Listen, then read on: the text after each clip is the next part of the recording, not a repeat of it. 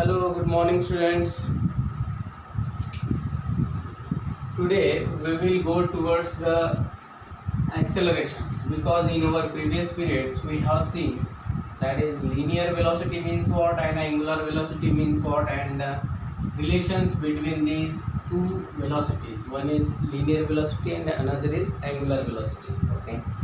So let us we start.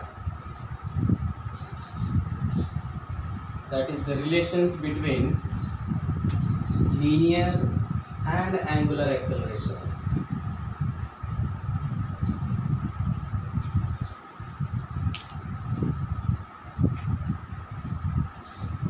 A relation between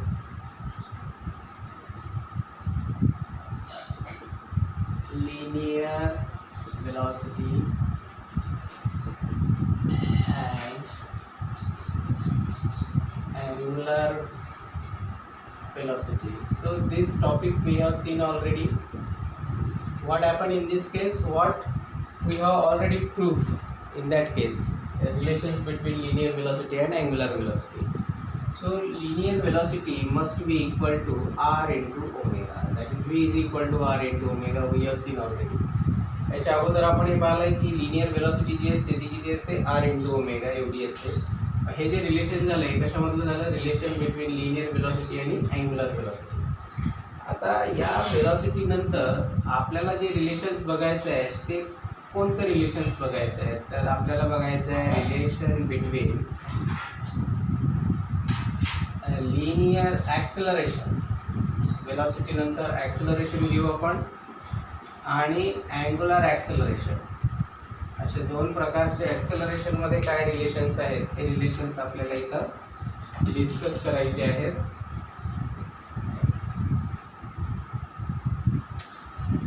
तर याच्यासाठी आपण कन्सिडर करू की एक पार्टिकल जो आहे तो पार्टिकल सर्क्युलर मोशन परफॉर्म करत आहे. ही आहे त्याची रेडियस वेक्टर. पार्टिकल आहे पॉइंट ए ला. मग ए पासून तो पार्टिकल एका पर्टिक्युलर पॉइंट पर्यंत जर मूव्ह होत असेल त्याला नाव देऊ आपण बी या पॉइंटला. आणि या रेडियस वेक्टरमुळं या त्याच्या सेंटरला काय तयार होईल डेल्टा थीटा. डेल्टा थीटा म्हणजे काय तर डेल्टा थीटा म्हणजे अँग्युलर डिस्प्लेसमेंट. आता हा जो पार्टिकल आहे इमॅजिन करा हा एक पार्टिकल आहे. हा पार्टिकल असा अँटी क्लॉकवाईज मोशननी सर्कम्फरन्स वरती मूव्ह होत आहे. तर एखादा पार्टिकल जर अँटी क्लॉकवाईज मोशनमध्ये जर मूव्ह होत असेल अलॉंग द सर्कम्फरन्स तर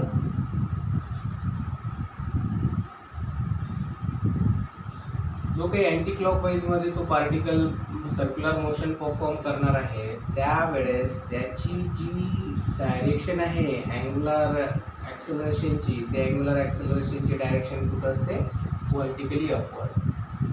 लक्षात ठेवायचं जेव्हा जेव्हा पार्टिकल अँटी क्लॉकवाईज मोशनमध्ये सर्क्युलर मोशन परफॉर्म करतो त्यावेळेस त्याचा अल्फा असेल अँग्युलर ॲक्सेलरेशन असेल किंवा अँग्युलर वेलोसिटी असेल किंवा अँग्युलर डिस्प्लेसमेंट असेल. हे तिन्ही जे पॅरामीटर्स आहेत त्या तिन्ही पॅरामीटर्सची डायरेक्शन कुठं असते upward.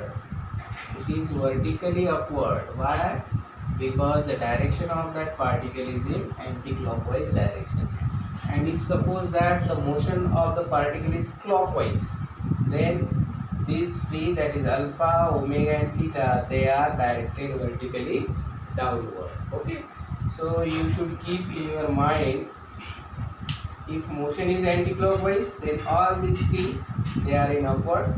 If motion is clockwise then they are in downward. Now see,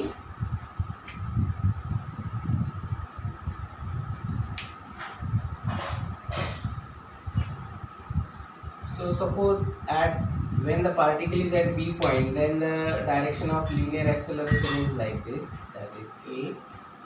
Direction of linear acceleration A. Okay. So we know the concept. Which concept? That is the linear velocity is nothing but it is linear acceleration is nothing but that is dv by dt. What is the meaning of this? A is equal to dv by dt. dv by dt stands for what? dv by dt stands for rate of change of v means which velocity? Velocity, that is linear velocity, rate of change of linear velocity with respect to time. dt means what? With respect to time. With respect to time. dt means with respect to time is called linear acceleration. Is called linear acceleration. So this one is the very basic formula for linear acceleration. That is, linear acceleration is nothing but just it is a dv by dt. आणि dv by dt ला वाचायचं कसं? या dv by dt ला वाचतात rate of change of linear velocity with respect to time. आणि ही जी डेफिनेशन झाली या डेफिनेशनलाच म्हणायचं linear acceleration. So we can define linear acceleration that is rate of change of linear velocity with respect to time. मग आता आपण याच्या आधीच्या आर्टिकलमध्ये लिनियर वेलोसिटीचं आपण काय काढलं होतं? लिनियर वेलोसिटीचा आपण एक फॉर्म्युला कॅल्क्युलेट केला होता आणि तो जो फॉर्म्युला आहे तो आहे v equal to r into omega. मग इथे लिहू आपण but we know that is v is equal to r into omega. ठेवायचं. आता इथं जर आपण ठेवलं तर आपल्याला माहिती आहे की याला आपण लिमिटच्या फॉर्ममध्ये असे लिहू शकतो. Therefore a linear acceleration is equal to limits delta tends to 0 delta v by delta t. Okay, so we can write in the form of limits delta t tends to 0, that is time is not exactly equal to 0 but it is approaches towards 0. It means that it is very short time interval. असा त्याचा अर्थ होतो. इथं time 0 नाही आहे पण 0च्या जवळपास आहे, म्हणजेच खूप शॉर्ट इंटरवल टाइम पिरियड आहे असा त्याचा अर्थ होतो.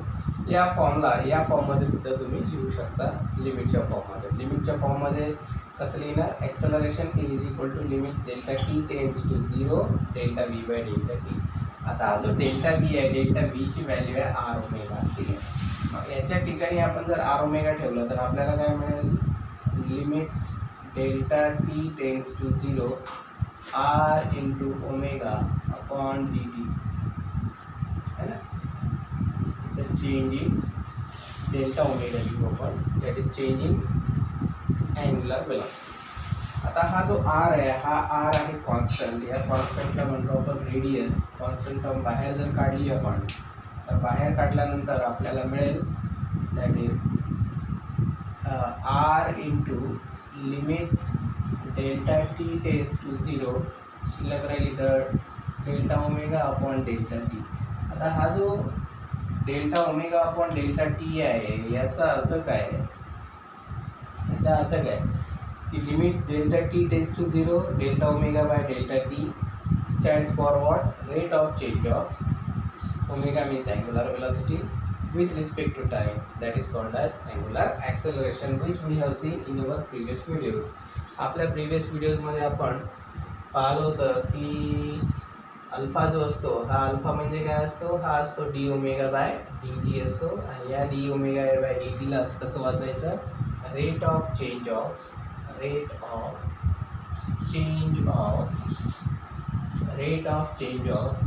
ओमेगा. ओमेगा म्हणजे काय? Angular velocity. Rate of change of angular velocity with respect to time. With respect to time is called what? Angular acceleration. Rate of change of angular velocity with respect to time is called angular acceleration. Angular acceleration जर काढलं तर या delta omega by delta टीच्या ठिकाणी आपण alpha लिहू शकतो. म्हणून आपण लिहिणार a is equal to r into alpha. So this is the most important formula for the applications. जे अप्लिकेशन्स आहेत सर्क्युलर मोशन्सवर डिपेंड. जसं आपण अँगुलर वेलोसिटी आणि लिनियर वेलोसिटीसाठी एक फॉर्म्युला काढला v is equal to r omega, आणि दुसरा फॉर्म्युला जो आपण काढला तो कोणासाठी काढला? आपण लिनियर वेलोसिटी, लिनियर ॲक्सेलरेशन आणि अँगुलर ॲक्सेलरेशनच्या बाबतीत. तर हे दोन्ही फॉर्म्युले अत्यंत महत्त्वाचे आहेत.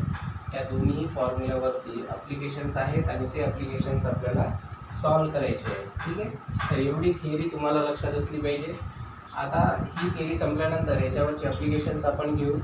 जे काही प्रॉब्लेम्स ॲप्लिकेशन्स नीट आणि जेई लेवलचे आहेत ते आपल्याला सॉल्व करायचे आहेत. पण तुम्हाला कन्सेप्ट माहिती पाहिजे की लिनियर व्हेलॉसिटी आणि अँग्युलर व्हेलॉसिटीमध्ये रिलेशन्स काय आहे, म्हणजे V = r⍵, हा पहिला फॉर्म्युला माहिती पाहिजे. त्यानंतर लिनियर ॲक्सेलरेशन आणि अँग्युलर ॲक्सेलरेशन याच्यामध्ये काय रिलेशन्स आहे किंवा यांचा फॉर्म्युला कोणता आहे, तर A काय r⍵, हा तुम्हाला फॉर्म्युला माहिती पाहिजे. ठीक आहे, तर अशा पद्धतीने तुम्हाला फॉर्म्युले तुमचे क्लिअर असतील तर ॲप्लिकेशन्सला तुम्हाला काही प्रॉब्लेम येणार नाही. ठीक आहे, याच्यावरचे जे ॲप्लिकेशन्स आहेत ते पुढच्या व्हिडिओजमध्ये आपण घेऊ. Till then thank you.